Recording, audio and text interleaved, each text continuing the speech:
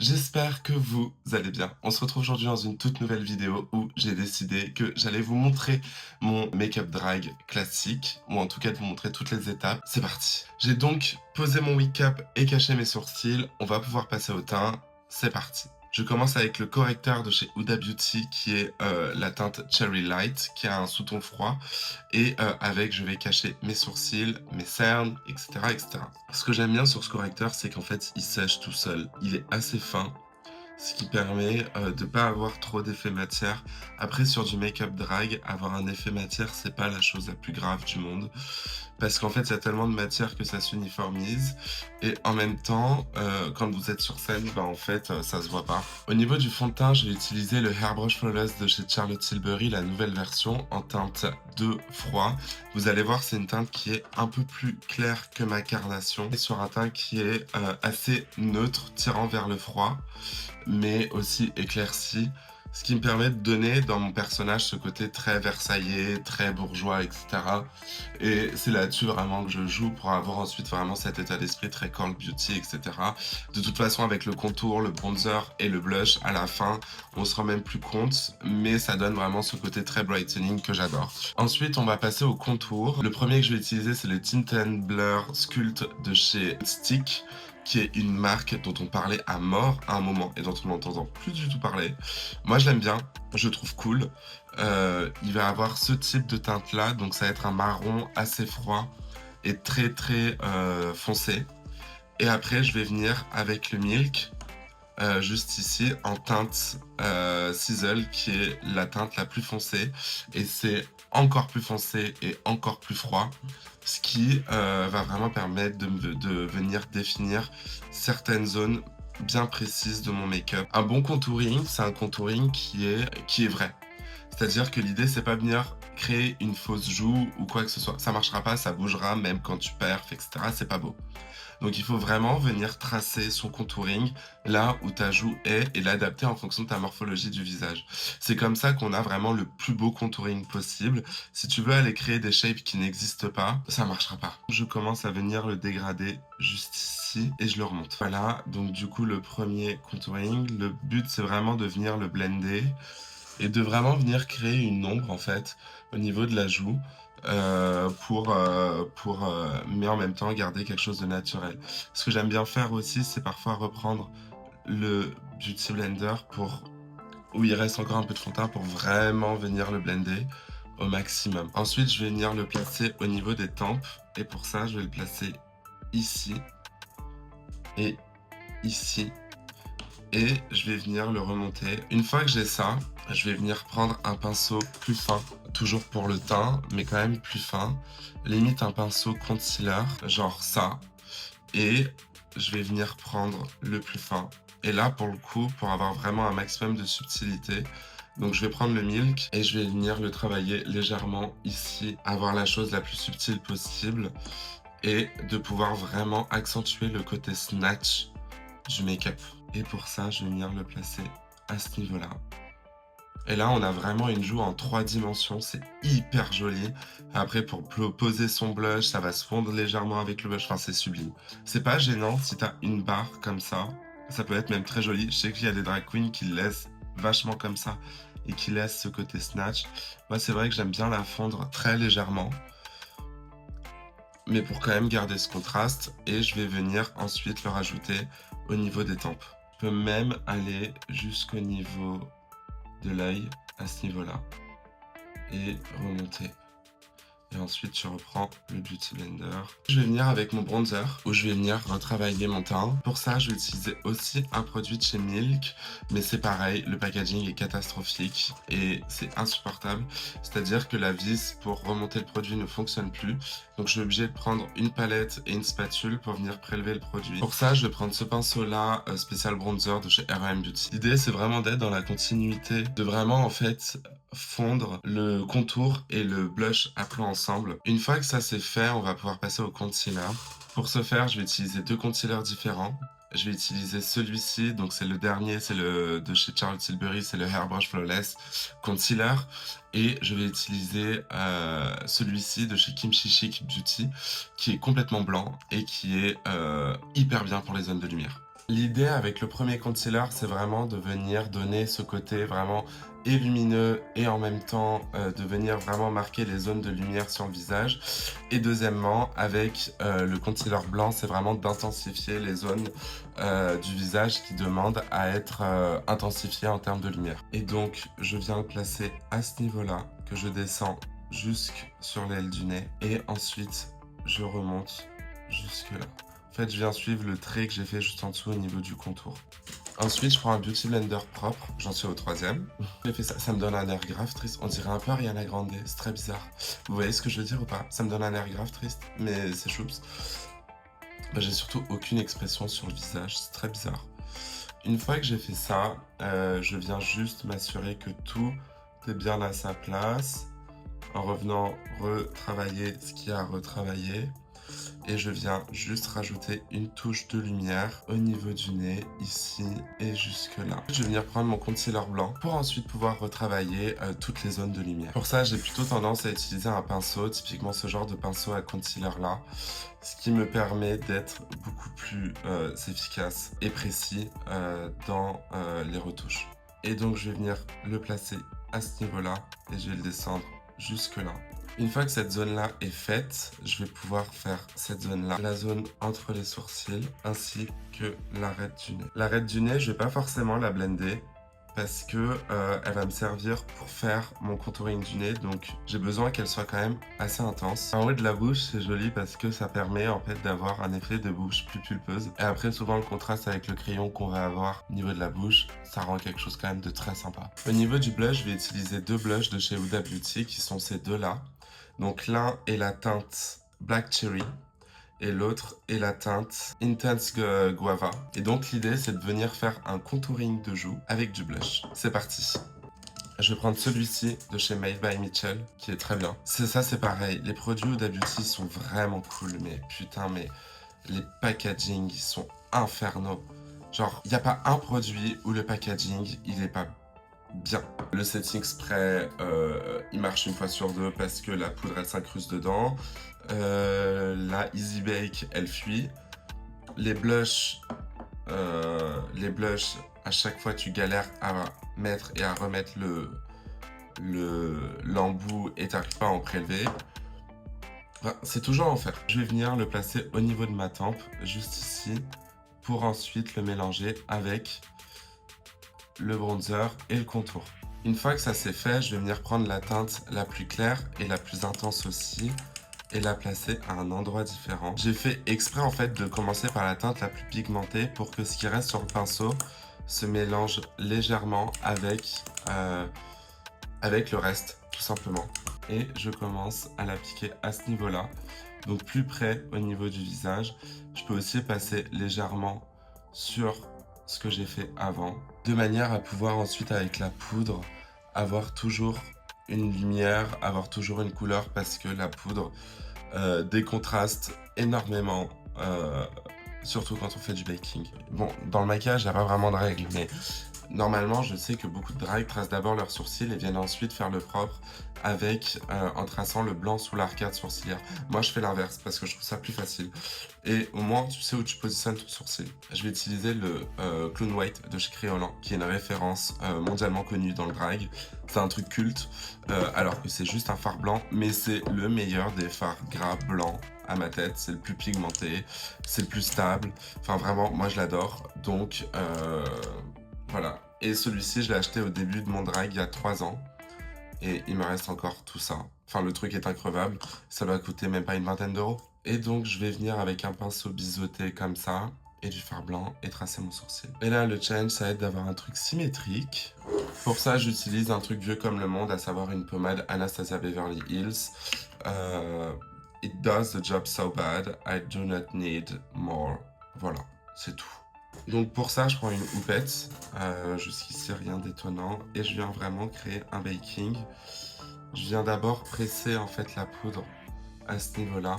Je l'applique de cette manière-là. Cette poudre est incroyable, la Huda Beauty, vraiment, c'est celle qui fait le teint le plus lisse, le plus parfait, le plus tout ce que vous voulez. Une fois que ça c'est fait, j'attends 2-3 secondes et je viens enlever l'excédent de matière. Voilà, truc que j'ai oublié de faire. très important que j'aurais dû faire avant le baking, le contour du nez, voilà, que je n'ai pas fait, alors que j'ai un pif démesurément grand, et que je peux aller me faire foutre aussi, pourquoi pas après. Je vais du coup reprendre mon contouring de tout à l'heure, le nude stick, et je vais venir tracer le contour. Et là, je vais prendre un pinceau un peu langue de chat, mais quand même assez touffu, si je puis dire, pour bien le blender. Évidemment, c'est pas incroyable parce que il y a de la poudre en dessous, vu que j'ai oublié. En fait, dans un contouring du nez, ce qui fait vraiment l'effet, c'est pas tant le fait d'avoir une trace marron sur le nez, c'est la ligne en elle-même. C'est-à-dire que le marron va permettre effectivement d'assombrir et de créer le contraste, mais c'est vraiment le contraste qui crée le contour et pas tant, en fait, le fait que ce soit marron. Parce qu'après, l'idée, c'est de venir éclaircir les ailes du nez pour aplanir au maximum le fait que tu as un nez énorme. Voilà, tout simplement. Et ensuite, je viens juste en mettre un peu là, que je viens légèrement blender de cette manière-là. Putain, ça change tout, c'est une folie. Le contouring du nez, c'est une folie. C'est le truc le plus impressionnant, je trouve. Une fois qu'on en est là, on va pouvoir passer aux yeux, et c'est une partie assez fun. On y va. Ça peut surprendre, mais la première chose que je vais faire, c'est démaquiller toute ma paupière pour pouvoir y placer la base. L'idée, c'est de pas monter jusqu'à la colle des sourcils pour pas l'enlever et de pouvoir vraiment avoir une paupière clean sur laquelle on va pouvoir s'amuser. Ensuite, je viens essuyer le micellaire avec un coton, histoire que ça puisse adhérer par-dessus. Une fois que j'ai une paupière propre, je vais venir utiliser la base blanche de chez P. Louise que je vais venir appliquer sur l'œil et venir faire la jonction entre la partie maquillée et démaquillée. Pour ce faire, je l'applique vraiment une noisette sur ma main et je viens avec un pinceau queue de chat assez large venir la travailler. L'avantage de blender régulièrement, c'est aussi d'avoir un teint qui est où il y en a pas trop, enlever l'excédent, etc., etc. Une fois que c'est fait, on attend un peu que ça sèche et on va pouvoir passer au make-up des yeux. Pour ce faire, j'ai utilisé la palette de chez Glitch Beauty, la Prologue. Pour moi, c'est vraiment la palette qu'il faut avoir, c'est un indispensable. Elle tabasse en long, en large et en travers les palettes Beauty Bay, Rainbow, etc. Je sais qu'au début, on les comparait vachement, mais celles-ci sont vraiment extraordinaires. Enfin, moi, je l'adore. Voilà, j'ai rien d'autre à dire. Avant ça, je vais utiliser ce quad de chez Made by Mitchell qui se présente comme ceci avec 4 fards, enfin en tout cas 4 poudres de teint qui sont ultra claires, qui se veulent illuminatrices et c'est parfait pour les yeux. Je vais commencer par l'appliquer sur l'intégralité de la paupière afin de l'uniformiser et de pouvoir avoir le fard qui se diffuse de la meilleure manière possible. Et donc je vais utiliser la teinte Orb jusqu'ici. Une fois que c'est chose faite, je vais pouvoir commencer le maquillage. Et je vais prendre ce type de pinceau là, donc assez plat mais quand même un peu touffu. Je vais utiliser celle-ci, la G01, et je vais venir tracer mon pli paupière que je vais remonter et je vais le commencer ici. Et je la remonte jusque sur mon arcade sourcilière qui me sert en fait de pli paupière. Une fois que c'est fait, je vais utiliser un pinceau un peu plus précis et je vais utiliser la G022 pour venir intensifier cette zone-là. Et je vais la placer seulement à l'extérieur, donc juste ici. Ensuite, je vais venir prendre le G08 juste ici et je vais venir retravailler en étirant le regard davantage. Je reprends un pinceau assez important comme celui-ci et je vais venir reprendre mon pastel pour reblender au-dessus. Une fois que c'est fait, je vais pouvoir passer au cut crease.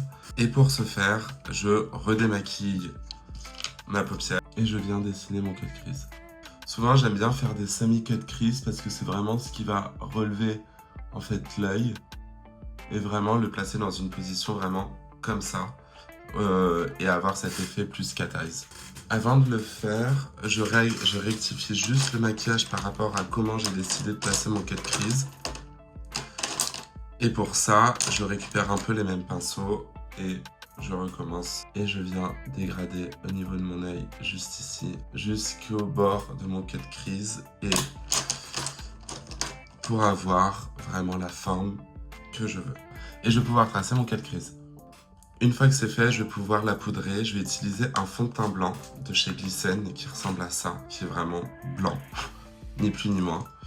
Et je vais utiliser un pinceau assez poilu pour pouvoir vraiment poser la matière dessus et figer le cut crease dans cet état-là. Une fois que c'est fait, je vais pouvoir venir intensifier encore mon regard en prenant cette teinte-là, donc la G42, et en la plaçant au coin interne, juste ici. Une fois que c'est fait, je vais pouvoir travailler mon ras de cils. Pour ça, je vais utiliser ce type de pinceau-là, qui sont au poil très court, assez durs, et qui permettent d'avoir vraiment une grande précision. Donc je vais reprendre en fait toutes les couleurs, à commencer par le rose, que je vais tracer sur quasiment toute ma paupière, sur tout mon ras de cils. Une fois que j'ai fait ça, je prends ce crayon-là de chez Yves Saint Laurent, qui est incroyable, et je vais venir faire ma muqueuse avec. Et ensuite, je vais pouvoir venir le tracer sous l'œil. Et donc avec, je fais ma muqueuse du haut et du bas. Je vais pouvoir passer au trait de liner. Et pour ce faire, j'utilise le Epic Ink de chez NYX, qui est une masterclass finie. J'adore ce liner. Enfin voilà. La seule virgule que je vais vraiment venir tracer, c'est vraiment une micro-virgule à ce niveau-là pour vraiment avoir un œil qui revient comme ça, mais c'est plus dans la shape de l'œil que vraiment de tracer une virgule comme on le fait habituellement. Ensuite, je viens prendre un liner blanc de chez NYX et je vais venir contrer la ligne, la contraster, notamment au niveau du ras de cils, juste ici. Et voilà, celui-ci vient de chez NYX, il a fait la guerre, voilà, regardez, enfin voilà. Mais c'est le NYX, le vinyle de chez NYX, il est très bien. Voilà, il faut juste un peu plus de précision parce que c'est pas un feutre et c'est un pinceau classique comme ça, mais il est très très bien. Une fois que c'est fait, je vais venir utiliser un spray fixateur de chez NYX. C'est vraiment l'idée de pouvoir mélanger les matières et de pouvoir avoir le teint le plus adéquat et le plus facile et en tout cas le moins poudreux, cakey, etc. qu'on peut avoir. Celui-ci est vraiment bien, je trouve. Il fait vraiment bien le job. Après, enfin voilà, il y a le Charlotte Tilbury, il y a plein de marques qui existent. Donc voilà, il n'y a pas besoin. Donc après voilà, testez et voyez celui qui vous plaît le plus. Une fois que j'en suis là, je vais venir donner un coup d'intensité au teint. Même si là j'en ai pas énormément besoin parce que les blushs ont très bien tenu à travers la poudre, donc c'est trop cool. Et je vais utiliser notamment celle-ci de chez Made by Mitchell. Et pour ça, je vais venir prendre ce pinceau-là de chez Made by Mitchell également.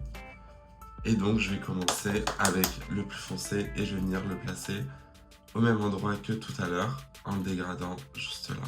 Une fois que ça c'est fait, je vais venir prendre le plus clair juste là. Et je vais venir sur la pommette de la joue, vraiment à ce niveau-là, pour, encore une fois, rajouter du contour, de la 3D à mon visage. Habituellement, j'aime bien aussi utiliser cette palette-là, qui est une palette de contour et de bronzer. Mais je sais pas si je le fais là. Vas-y, on peut tenter. Je vais prendre... Là, il y a des bronzers qui sont un peu shimmer, là aussi. Je vais prendre ça. Celle-ci. Un peu terracotta. Est-ce que ça rajoute un truc? Je vais reprendre ce quad-là de chez Made by Mitchell et je vais venir prendre la teinte la plus claire pour retravailler les points de lumière.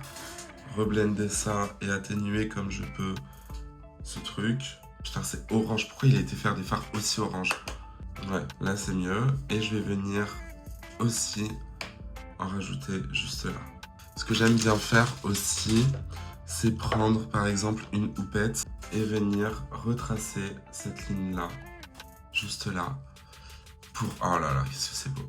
Et ensuite, je vais enlever l'excédent. Mais ça donne tellement de dimension au visage, c'est incroyable. Même pas besoin d'être si précis que ça, juste. Après, tu le retravailles bien. L'idée, c'est vraiment d'avoir un côté un peu berry lips, très rose. Donc pour ce faire, je vais utiliser ce crayon-là de chez Crayolan que j'aime beaucoup, qui est un chouille sec, mais qui est tellement précis que franchement, ça me va. Et ce rouge à lèvres là de chez Sephora Collection, c'est un cream lip stain et c'est la teinte 126. Voilà. Pour overliner mes lèvres, je commence par l'arc de Cupidon et je viens vraiment le marquer au maximum et tracer un X ensuite sur ma lèvre. Et je viens le blender avec un pinceau. À ce moment-là, je reprends mon concealer et je viens nettoyer un peu tout ça. histoire que la bouche soit le plus clean possible. Et donc pour ça, je vais prendre un pinceau biseauté, un peu comme celui-ci, mais quand même assez souple, ce qui va me permettre d'avoir vraiment des angles de commissure hyper précis. Une fois que c'est fait, je viens très légèrement éclaircir le milieu de mes lèvres avec une base à paupières qui est plutôt couleur nude, ce qui va me permettre de ne pas avoir d'effet grisâtre ou trop blanc en fait sur le teint, mais de rester dans un ton un peu rose. Et donc ça permet encore une fois d'accentuer vraiment cet effet de contour et de 3D et de complètement annuler la vraie ligne de mes lèvres qui se trouve à ce niveau-là et de ne pas voir en fait qu'on a overliné. Je rajoute finalement un gloss de chez Fenty, c'est le Fuchsia Flex. Je trouve ce gloss magnifique. Here we go. Je rajoute les faux cils et la perruque et j'arrive. Et donc voilà le résultat final, j'espère que ça vous plaît. J'ai rajouté juste un simple highlighter de chez Too Faced, c'est le Disco Crush que j'adore, qui est un peu dans le même état d'esprit que le Diamond Crush de chez Fenty, mais qui lui est un peu plus intense, donc parfait pour la scène. Je pense qu'on peut le voir juste là, il est très très très beau. Et également les fossiles qui viennent de chez Eldora. Donc voilà, j'espère que cette vidéo vous aura plu, je vous retrouve très très vite pour une nouvelle vidéo, ciao.